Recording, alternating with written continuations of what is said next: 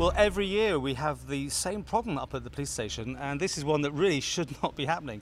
And this is the pound full of bicycles that have just been dumped, apparently. Jed's really been talking about this.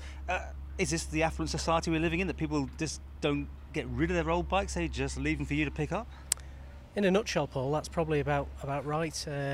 We seem to be the default for collecting unused, lost or stolen bikes, which obviously don't have an issue with that, but it does seem to become more and more prevalent. And what I would point out is this isn't just about Douglas Police Headquarters. This is repeated right across the island, so our southern station, north and the west, we each have pounds in the same fashion, with the same sort of number of bikes that are handed in, collected and never picked up by the owners.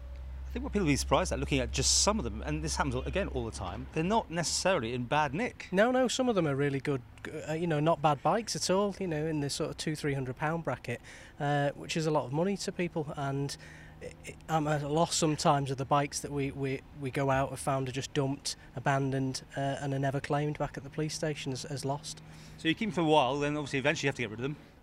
Yeah, in relation to the bikes, Paul, a lot of them are never claimed. We try to do what we can with them in terms of with the community and putting things back in, and you'll have probably seen on the news previously we've donated some to the Moulton Park Bike Project down in the south, which have been put to really good use for charity bikes. Sometimes, unfortunately, they do go to scrap metal, those that aren't of any value or any use.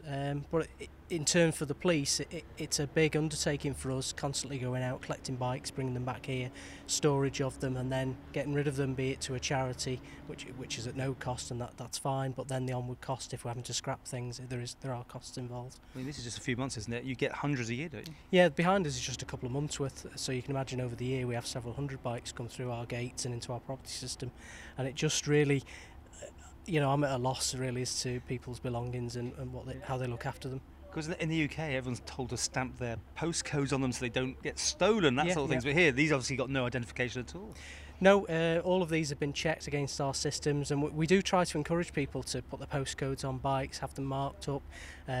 All those sorts of initiatives have been run over the various years, but ultimately it just boils down to common sense. Look after your belongings. Some of these bikes are worth, as I said, £200-300, and people just simply don't look after their property.